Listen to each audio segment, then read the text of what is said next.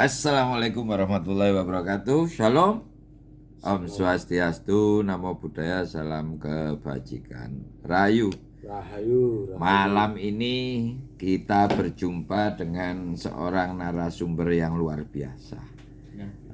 Beliau adalah orang yang sangat istimewa di mata saya karena beliau ini orang dari Brangwetan atau seberang timur. Orang Jawa nyebutnya Brangwetan. Nah, monggo diperkenalkan dengan siapa ini? Oke, baik, saya Tobias Gula Aran dari Larantuka, Flores Timur, Provinsi Nusa Tenggara Timur. Sekarang tinggal di mana, Mas Tobias? Ya, saat ini saya berkecimpung di Malang sebagai salah satu penyelenggara pemilu, yaitu anggota Bawaslu Kabupaten Malang. Wah, mantap, orang Larantuka bisa menjadi orang hebat di Jawa, apalagi Alhamdulillah. Kabupaten Malang. Keren ini. Terima kasih. Bung Tobias, tinggal di Pagi kampung Saji. apa di sana? Oh, di sana. Kalau di kampung saya Larantuka itu di Kecamatan Tanjung Bunga, Desa Lewo Bunga. Jadi ada bunganya. Namanya kok antik Menarik, sekali. Menarik ya. Desa Tanjung Bunga. Bunga itu Kecamatan Tanjung Bunga, Desa Lewo Bunga. berarti itu dekat pantai ya. Dekat pantai. Makanya disebut Tanjung ya. Tanjung itu lautnya menjorok ke darat. Makanya disebut Tanjung. Jadi kita di daerah perkampungan saya itu lautan itu menjorok ke darat. Jadi daratnya itu dalam penglihatan di peta itu hampir seperti kepalanya ayam dan hampir kelihatan mau putus. Nah, oke, secara topografi seperti itu, tapi ini yang menarik saya itu toponiminya, Bung Tobias. Iya. Arti dari nama Lewo Bunga itu apa artinya? Lewo Bunga itu dalam bahasa daerah atau yang disebut dengan bahasa Lamoholot sebagai bahasa ibu, itu Lewo itu artinya bahwa kampung. Lewo itu dalam bahasa Mesanya itu sebagai kampung, dan bunga itu pada awal mulanya nenek moyang mereka pertama kali mendiami di tempat itu, wilayah menjadi tempat pendiaman pertama mereka itu dipenuhi dengan banyaknya bunga. Hal itulah yang kemudian disebut sebagai Lewo Bunga, atau dalam bahasa Indonesia kampungnya bunga-bunga. Pernah dengar nggak kira-kira Bung Tobias itu bunga apa yang paling menjadi yang paling banyak mendominasi wilayah kampung tersebut itu bunga apa? Yang paling masyhur atau bersejarah? Di sana itu yang paling bersejarah itu pertama yaitu bunga akasia. Oh, bunga akasia. Berarti pohon dong? Pohon.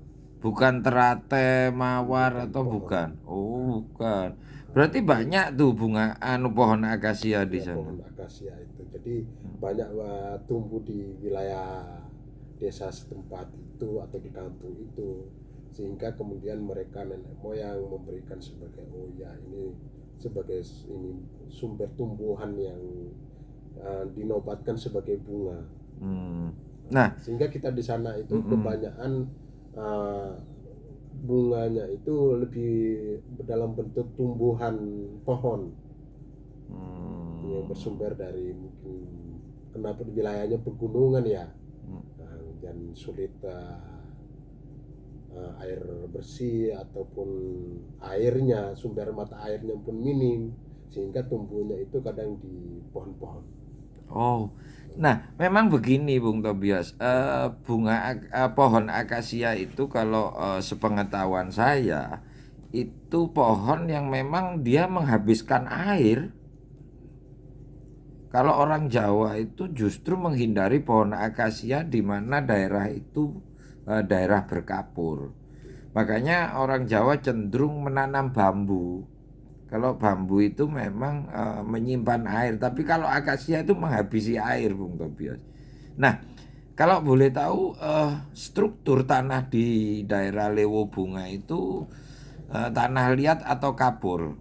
Kalau kita di tempatnya saya di kampung itu struktur tanahnya itu tanah kapur, gersang dan kering. Oh, atau karakter tandus. pesisir pantai ya, Bung. Pesisir pantai Oh. dan bebatuan. Artinya daerah sana itu sangat miskin air ya. Betul sekali, sangat Oke. miskin air. Nah, untuk bagaimana masyarakat Lewu Bunga itu bertahan hidup, makanan atau bahan pokok yang ditanam di sana rata-rata apa, Bung Tobias? Kita bahan pokoknya itu bersumber dari jagung. Jagung ini tidak dalam bentuk panen dari sumber sawah atau apa, tapi dari ladang. Jadi kita Tanah di kering, Lewo tanda Bunga hujan. itu, ya di desa Lewo Bunga itu cara bercocok tani kita itu dengan cara berladang. Itu membuka lahan baru. Membuka lahan baru itu kemudian ditanam itu pada musim hujannya, pada saat musim hujan atau menjelang musim hujan, sehingga ketergantungan kita di sana itu pada curah hujan. Kalau curah hujannya bagus, berarti hasil panennya lumayan. Kalau curah hujannya buruk, gak bagus, ya berakibat pada gagal panen. Oh. Nah, jadi jagung dan juga dari ketela pohon atau singkong itu menjadi sumber makanan pokok, mata pencaharian. Nah, di sana itu ada rata-rata sebagai petani. Nah, ini ada yang menarik, Bang Tobias. Tadi itu ada teknik membersihkan lahan kan? Ya, Nah, itu dengan cara membabat atau membakar. oke. Baik, untuk membuka lahan baru itu kan lahan itu kan masih penuh dengan semak belukar ya, pohon-pohon besar. Itu ditebang atau dibersihkan secara kelompok. Oh, dibabat ya. Dibabat dalam secara berkelompok dalam satu komunitas, yaitu disebut dengan gemohing. Jadi kita di sana itu sistem gotong royong itu dengan bahasa istilah daerahnya itu gemohing.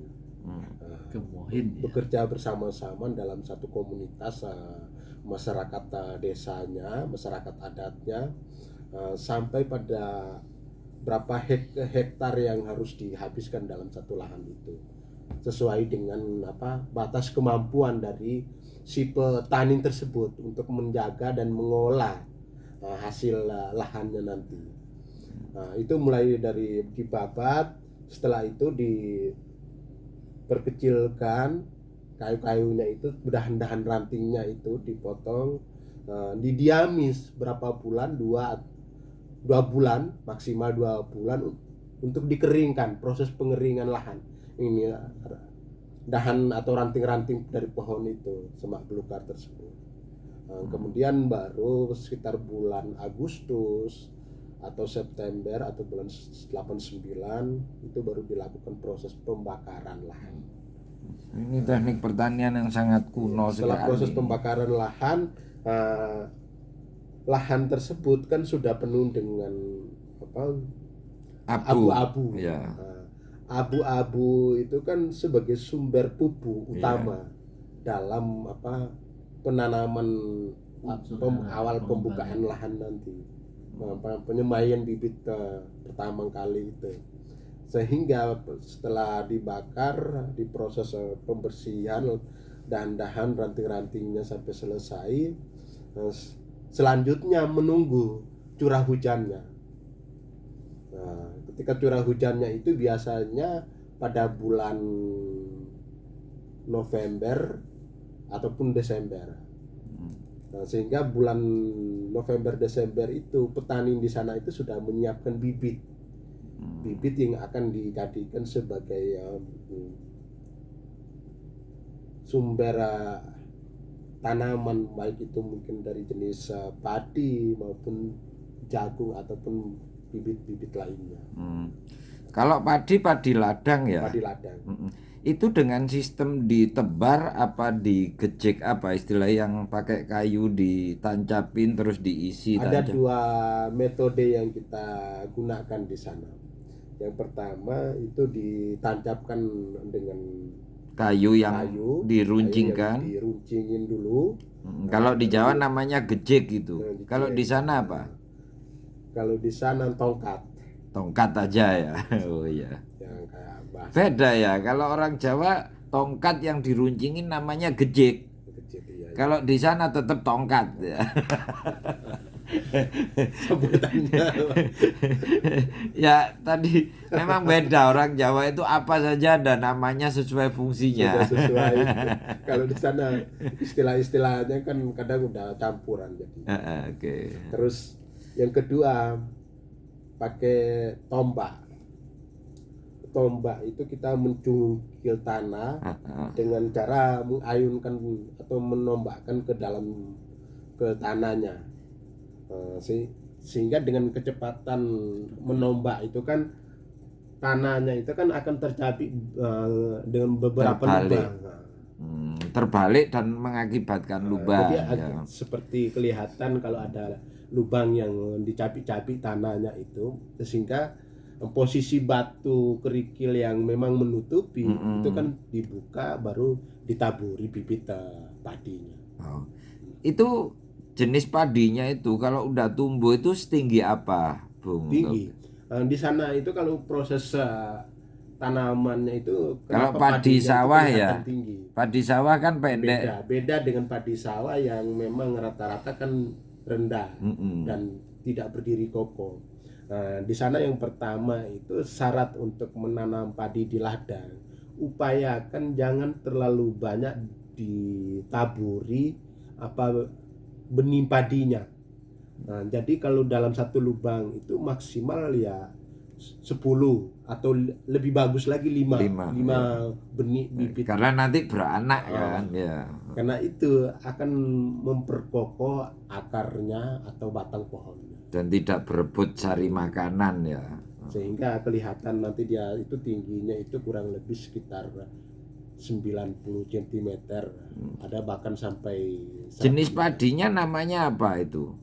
Kalau di sana yang Bung Tobias tahu, yang ditanam oleh leluhur Bung Tobias sampai hari ini.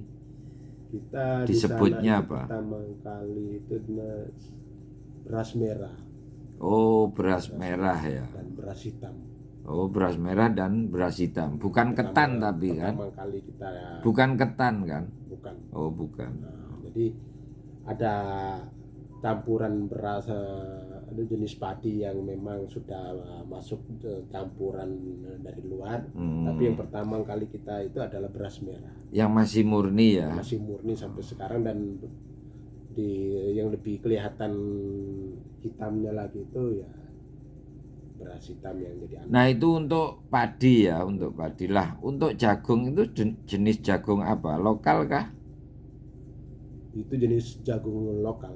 Warnanya apa? Warna kuning. Bukan yang putih. Bukan, kuning. Jagungnya kecil-kecil. Besar. Oh. Nah, kalau warna putih itu pada ini jagung pulut namanya. Nah, yang jagung pulut kan jagung asli itu. Nah, jagung pulut. Kalau yang besar pasti itu Pak, jagung dari luar kan. Itu nah, yang jagung pulut itu sampai hari ini masih ada. Dengan jumlah besar apa kecil, Bung Tobias? Di sana itu beras pulut itu menjadi favorit. Kenapa menjadi favorit? Karena soal rasa. Lebih enak di beras di padi pulut, jagung pulut. Nah, jagung pulut itu untuk hari ini jumlah produksinya bertambah besar apa berkurang? Bertambah, karena jagung pulut itu menjadi sumber makanan khas jagung titi daerah Larantuka di sana. Organik apa kimia di sana? Enggak, kita organik. Masih organik ya. Jadi ini jagung pulut itu biasanya kalau dijadikan sebagai jagung titi, kalau di sana kita sebut sebagai makanan khas itu jagung titi yang diolah, digoreng di tembikar, baru ditumbuk pakai batu. Nah, sehingga kalau dari jagung pulut itu akan lebih tebal dan lebih tipis ketika nanti ditumbuk dengan batu itu. Oke. Untuk jagung dan beras tadi sudah kita bahas. Nah, untuk singkong. Singkong. Untuk singkong Ketela itu pohon. singkong lokal, ketela pohon lokal sana apa namanya? Uwe kalau nama bahasa lah. Uwe. Uwe. Warna dan bentuknya kecil apa besar itu? Warnanya itu udah putih, Putih. berukuran lebih besar. Ah. Kalau ada lagi yang Untuk namanya rasa? ubi jalar, Untuk rasa yang ketela pohon tadi itu rasanya manis. dengan ketela pohon di Jawa Jadi apa kalau bedanya? biasa membedakan antara rasa ketela pohon Jawa dengan yang di tempatnya saya, yang di Larantuka, itu lebih manis yang di Larantuka. Kenapa? Yang pertama mungkin dari struktur tanahnya. Karena ketela pohon itu struktur tanahnya itu kurang air, itu rasa soalnya akan lebih manis, akan terasa. Tapi kalau struktur tanahnya itu banyak air, itu rasanya akan semakin amis. Nah itu pemirsa channel Kanyawara, kita sudah mendapatkan banyak informasi tentang bahan makanan yang ditanam di wilayah Larantuka, desanya Bung Tobias, desa Lewo Bunga. Nah, untuk tradisi leluhur yang masih dihidupkan walau agama sudah ada di sana, itu tradisi leluhur yang masih hidup, tradisi leluhur apa, Bung Tobias, di sana? Itu adat yang masih dilestarikan. Yang kita lestarikan itu seperti masih menyembah terhadap nenek moyang atau para leluhur kita yang sudah meninggal animisme atau sudah tiada. Nah, itu dalam bentuk sesajian. Kayak di Jawa. Jadi seperti ibaratnya kalau kita misalkan ada hajatan atau acara pernikahan, itu kan kita harus menyiapkan sesajian untuk leluhur. Misalkan piringnya sendiri, terus minumannya sendiri, sama juga dengan makan minum. Dianggap selama hidupnya sukanya apa, waktu sudah meninggal ya yang disukai itu juga disuguhkan, disajikan. Dan itu terbukti benar-benar bahwa kita itu karena lahir dari alam dan juga kembali ke alam, jadi para nenek moyang mereka itu meyakini betul. Dan itu pada waktu saya merasakan masih kecil ya, itu saya punya hajatan menerima komuni pertama. Nah itu kebetulan ya mohon maaf almarhum ayah saya. Ini kalau diceritakan ini ada season lagi, Bung Tobias. Coba nih saya tanya terakhir dulu ya, ini udah cukup lama ini. Cukup lama ya. Jadi gini Bung Tobias, dengan tradisi leluhur yang masih berjalan itu, ya kan, apakah tidak bertentangan dengan agama yang dianut oleh warga desa sana untuk hari ini? Kalau dari pihak gereja jelas kita bertentangan dengan ajaran agama, karena itu menjadi penghayatan penyembahan berhala. Di satu sisi kita juga bertolak belakang dengan gereja, di satu sisi juga bertolak belakang dengan tokoh-tokoh agama di sekitar, di lingkungan masyarakat.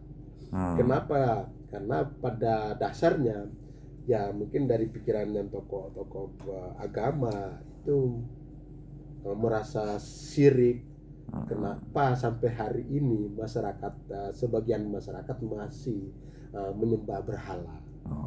Oke. Ketika itu bertentangan, pesan dan keinginan Bung Tobias, orang Larantuka yang sudah besar di Jawa, untuk saudara-saudara di sana agar itu bisa berjalan seiring? Pesannya apa? Pesan saya bahwa kita harus tetap teguh, tetap kokoh dalam mempertahankan adat istiadat dan warisan budaya kita. Karena adat itu menjadi sumber kekuatan bagi kemaslahatan kehidupan sosial masyarakat.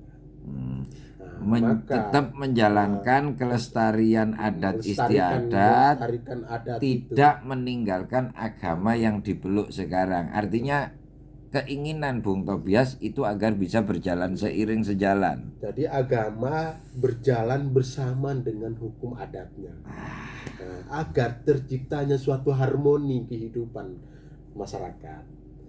Oleh karena itu dalam tingkatan kehidupan sosial masyarakat, yaitu Tuhan, manusia, dan alam, maka 3 hal itu yang harus kita jaga, kita lestarikan. Sama halnya juga ketika kita melestarikan adat, kita melestarikan alam beserta isinya, dan itu harus tetap teguh, dipertahankan dan diwariskan secara terus-menerus dari generasi ke generasi agar adat tetap berdiri teguh di wilayah Nusantara, di bumi Indonesia yang kita cintai. Oke, terima kasih Bung Tobias. Itu tadi ulasan penting dari poin penting yang paling penting disampaikan Bung Tobias adalah agar terjadi keselarasan dalam hidup dan kehidupan. Terima kasih, itu dulu saya akhiri. Wallahul muwaffiq ila aqwamit thoriq. Wassalamualaikum warahmatullahi wabarakatuh. Waalaikumsalam Merdeka. warahmatullahi merdeka.